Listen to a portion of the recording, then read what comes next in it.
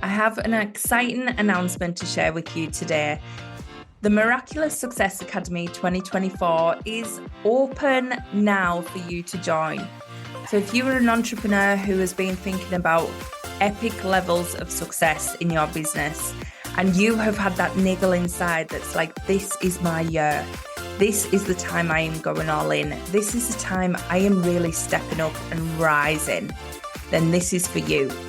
I want you to join me in this incredible experience where you get to spend some time with me as your coach, mentor, guide, and you get to learn, expand, and grow with other amazing women who are all on a journey to make incredible impact in this world. So if that's you, make sure you go and have a look at the links in the bio and come and join us. What have you got to lose? 2024 really is going to be your year. Hope to see you in there.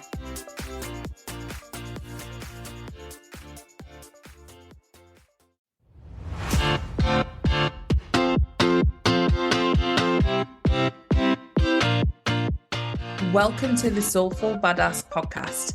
I'm your host, Rachel Jackson, an intuitive success coach from the UK, and I'm here to help entrepreneurs, leaders, and soul-aligned goddesses to create epic levels of success and impact in your life and your business.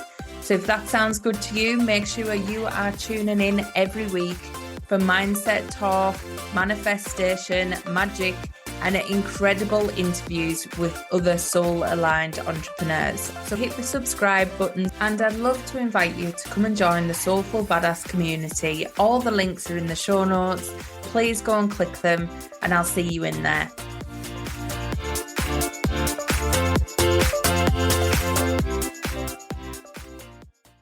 Hi everyone, welcome to day 5 of the challenge. Now, I hope you are feeling super confident about yourself from yesterday's challenge, all around how successful you already are. So I hope you're starting to feel good and see the shifts and getting some inspired actions coming through. But today we're going to talk about a really important topic because it's about what normally makes you stop. We have all this exciting energy and we have all this momentum going, and often our ego takes over and kicks in and it stops us moving forward in some way, shape or form. Now, if you know how your ego likes to play ball and you know how it likes to show up, that means that you can actually stop it in its tracks when it tries to derail you. Now, a clear sign that your ego is playing up is that you feel bad. You go from that excited feeling like, yes, I'm going to do this, to suddenly, can I do this? Should I do this? I can't do this. And you start to feel bad. So if you understand how your ego talks to you, how it shows up, how it gets you to stop moving forward, then you can start to understand how to stop that happening so that you can keep the momentum going. Your ego is scared of moving out your comfort zone. So your higher self, the version of you that knows your intuition, it knows that there's nothing to be afraid of moving forward, but it also knows that you don't know the way from your current state now. And that scares your ego. Your ego can't control anything and it can't protect you when it doesn't know what's coming. That means that it keeps you in a layer of comfort zone. And sometimes your comfort zone can feel very uncomfortable. It doesn't mean it's a nice place to live. It just means it's a familiar place to live.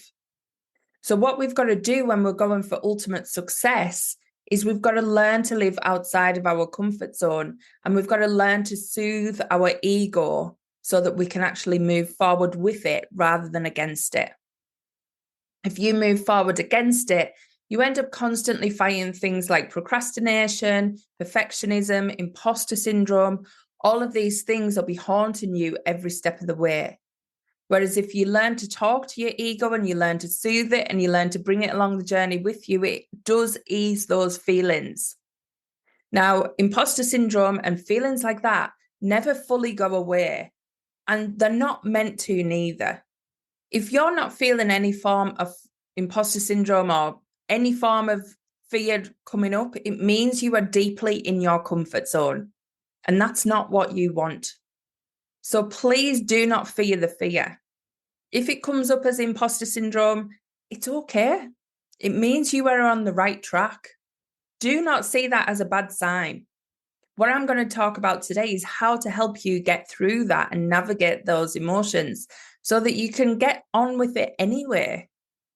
So that you know that you're still good enough, regardless of what your ego mind's going to tell you. There is 4 main archetypes that will show up in your ego, and it's good to understand which is the strongest one for you, but also the fact that all 4 might play out at different points, at different stages, depending on what's going on. So I'm going to show you what each archetype is like and the name of it so that you can start to get familiar with yours, and I'll talk about how you can soothe them as well. So firstly, we're going to go into the logician archetype. Now, this is the most powerful one of all, and this is the one that society really lives by. We are taught to be logical. We're taught to have a plan. We're taught to have structure. We're taught to have a process. And this comes from our logician mindset, our ego mind. So your logician will kick in and tell you things like, well, you don't know how to do it. You don't know the how, so, let's just stop. It'll tell you things like you need to be more qualified. It'll show up in lots of different ways and it'll sound very logical. But actually what it is, it's a part of your fear, a part of your ego telling you to stay exactly where you are. So your logician will want facts and figures and actually full-blown path laid out in front of it before it takes that first step. So when I talk to you about the inspired action, get the inspired action and go, this freaks out your logician mindset because it doesn't know the full path. So it doesn't want you to take the first step because you don't know the next 10. But your intuition doesn't work like that. Your intuition doesn't want you to take the next 10 or plan out the next 10. So your logician really is trying to trip you up at this point. So your logician might be very, very strong. And that's one of the big ones that does show up.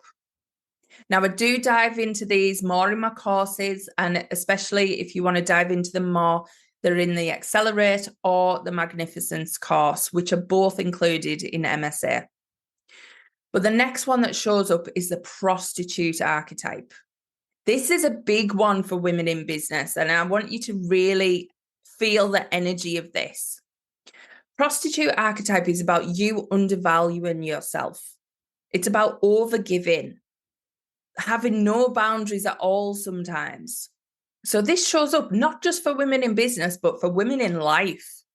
We often put everybody before us so that our boundaries are very, they're a little bit of a wavy line. There's no solid boundary there. Also, we say things to ourselves like, if I charge less, more people will join. And that is so not true. Or you'll put out an offer and you'll start to think, right, to justify charging that price, I need to add lots of bonuses. They need to get extras. And sometimes what you find is that you're giving out more than you're charging for. So the prostitute comes out a lot in business. And this one might be a strong one for you. So think about how it comes out. One, in your offerings. One, are you overgiving your time? So are you saying you offer an hour when really a session's leading into 2.5? All of these things are part of your prostitute archetype. So if that one comes out for you, it's about knowing your worth. It's about setting boundaries and putting strong boundaries in place and knowing that if you charge your worth, the right people will buy. They really will. The next one is the princess archetype. Now, this is where you are constantly looking outside of yourself to be saved. You are up in your tower and you're thinking, when this happens, when my knight in shining armor comes, I am going to be saved. I am going to be able to move forward. I am going to be able to live the life I want to live. So your princess archetype will come out and say, you can do it when. You can do it when you have the money. You can do it when you have those clients. You can do it when you have the followers. You can do it when. And you're always waiting and you're always looking outside of yourself rather than knowing that you have the power. You have the power to change it all, not somebody outside. So with this one, you've got to actually bring that power back yourself. Not I'll do it when I have the money, or I'll do it when I have the clients, or I'll do it when I have the followers. You do it now. You go all in now. You do what you can now. That is how you overcome the princess. You do what you can right now. And then the last one is the wounded child.